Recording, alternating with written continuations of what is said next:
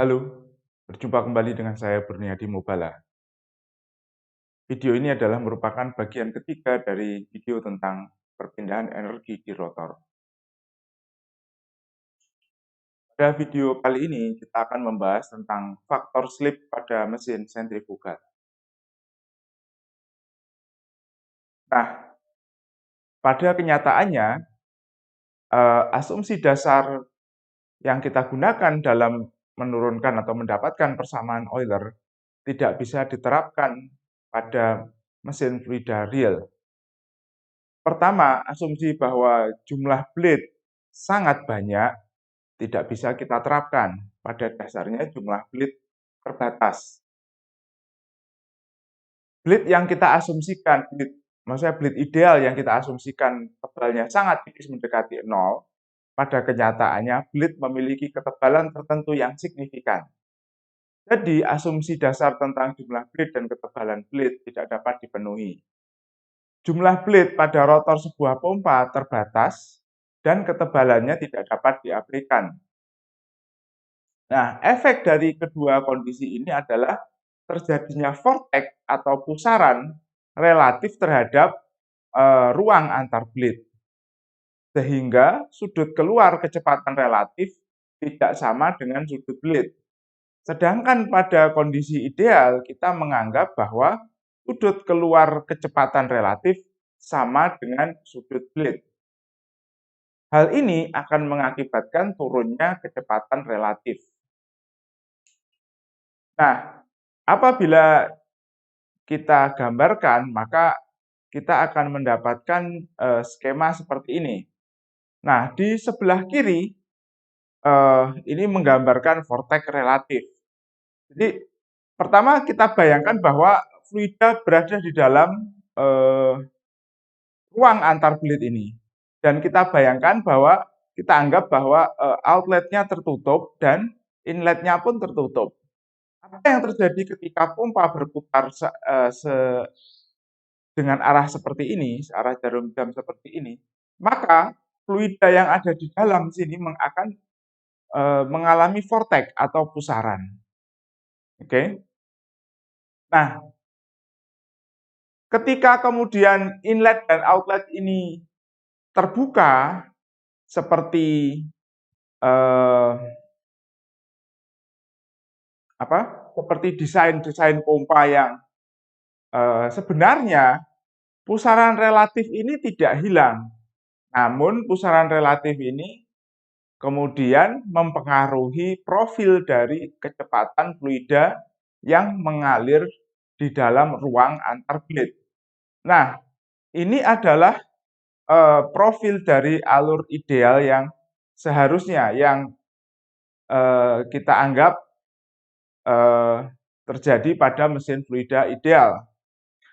Nah, akibat adanya pusaran seperti ini, maka sisi bagian atas blade mendapatkan tekanan positif, sedangkan sisi bagian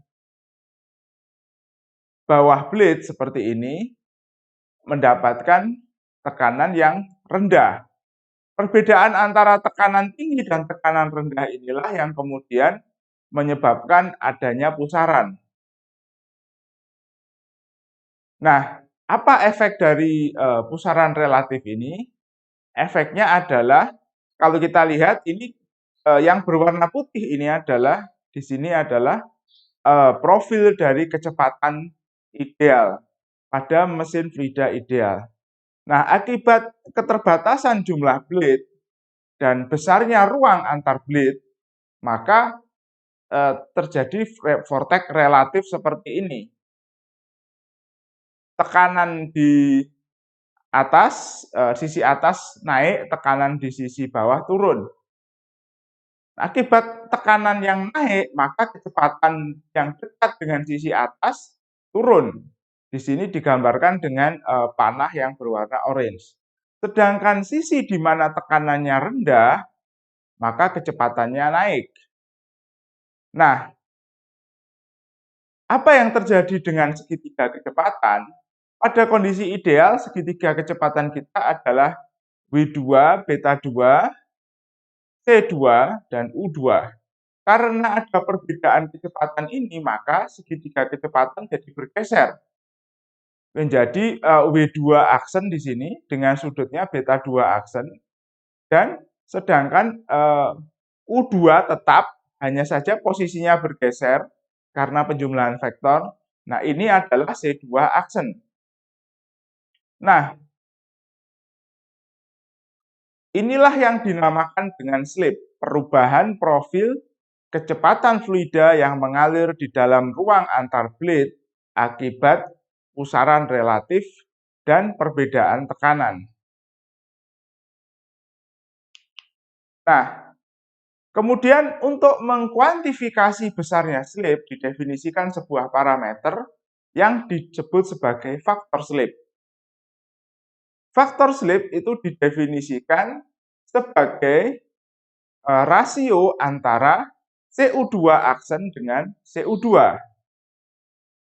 Jadi kalau kita lihat di skema ini, maka yang dinamakan faktor slip adalah rasio antara CO2 aksen dengan CO2. Nah, perbedaan antara CO2 yang merupakan kecepatan tangensial absolut ideal dikurangi dengan kecepatan tangensial absolut akibat slip disebut dengan delta W2. Nah, apabila persamaan ini kita substitusikan, apabila ke sini, ya, jadi CO2 aksen kita pindahkan ke ruas kiri, lalu kemudian kedua ruas kita tukar, dan kemudian CO2 aksen kita substitusikan ke sini, maka diperoleh bahwa alfa atau faktor slip itu sama dengan CO2 dikurangi delta W2 dibagi dengan CO2, atau 1 dikurangi delta W2 dibagi dengan CO2. Nah, dengan demikian faktor slip dapat diperkirakan atau dapat kita prediksi jika kita dapat memperkirakan besarnya delta W2 yang terjadi di dalam sebuah geometri impeller. Nah, menurut Stodola, delta W2 itu sebanding dengan putaran rotor dan sebanding dengan diameter dari ruang antar impeller, atau delta W2 sama dengan omega kali D dibagi 2. Jadi D di sini adalah diameter dari ruang antar impeller, ruang antar blade. Nah, sedangkan nilai D sendiri dapat diperkirakan sebagai I kali D2 dibagi Z sin beta 2. D2 adalah diameter outlet impeller, Z adalah jumlah sudu atau blade, sedangkan beta 2 merupakan sudut tangensial keluar outlet dari blade. Nah, apabila persamaan ini kita substitusikan kembali ke persamaan ini, maka kita akan memperoleh delta W2 sama dengan omega kali pi kali D2 dibagi 2Z kali sin beta 2. Nah, kemudian persamaan delta W2 tadi kita substitusikan ke dalam persamaan faktor slip, sigma. Sehingga kita peroleh bahwa 1 dikurangi pi omega D2 sin beta 2 dibagi 2 kali CO2 kali Z. Nah, karena omega kali D besar 2 dibagi 2 itu sama dengan U2 atau kecepatan tangensial fluida keluar dari impeller, maka persamaan ini sama dengan sigma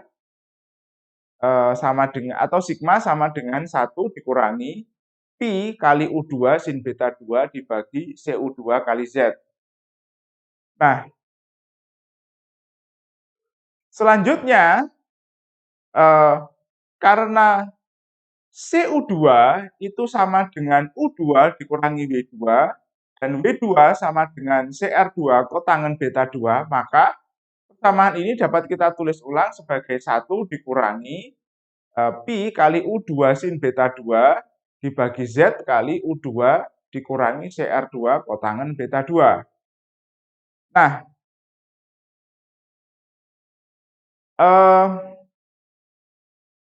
U2 dan di pembilang dan penyebut dapat kita hilangkan dengan membagi kedua sisi dengan 1/U2.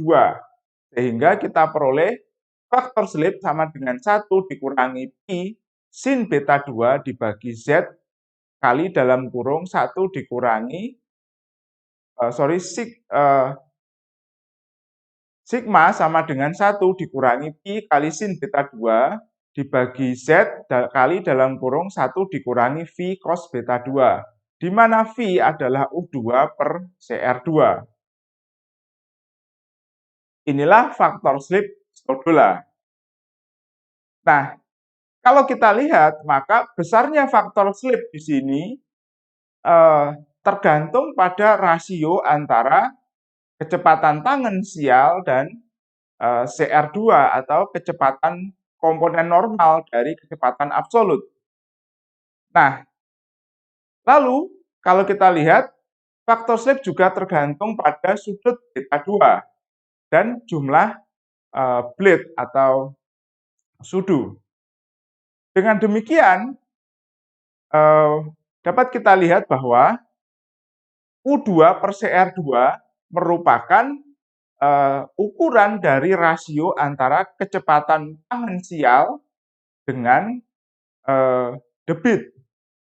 Sedangkan Z2 dan beta 2 merupakan faktor yang mewakili geometri blade. Nah, kasus khusus apabila kotangen beta 2 sama dengan 0. Jika beta 2 sama dengan 90 derajat, maka kotangen beta 2 sama dengan 0 dan sin beta 2 sama dengan 1. Sehingga persamaan faktor slip dapat disederhanakan menjadi sigma sama dengan 1 dikurangi Pi dibagi Z. Nah, jadi jika sudut keluar dari blade sama dengan 90 derajat, maka faktor slip atau slip yang terjadi tidak tergantung pada sudut blade dan tidak tergantung pada rasio kecepatan tangensial dan komponen normal dari kecepatan absolut, namun hanya tergantung kepada jumlah blade. Nah, selain faktor slip Stodola, ada rumusan-rumusan faktor slip yang lain. Pada kenyataannya, sebenarnya banyak sekali rumusan faktor slip ini. Dan penelitian tentang faktor slip ini masih berjalan sampai saat ini. Selain faktor slip Stodola, dikenal juga faktor slip Stanitz dengan formula sebagai berikut. Kalau kita perhatikan, maka sebenarnya formula faktor slip Stanitz merupakan penyederhanaan dari faktor slip Stodola, di mana suku sin beta 2 di pembilang diganti dengan konstanta 0,63. Lalu ada faktor slip Wissner yang formulanya terlihat lebih kompleks dibandingkan dengan formula faktor slip Stanitz maupun Stodola. Dan ada faktor baru yang diperkenalkan ke dalam persamaan ini yang mempengaruhi faktor slip, yaitu rasio dari jari-jari inlet dan outlet impeller. Selesai. Sampai jumpa di video selanjutnya.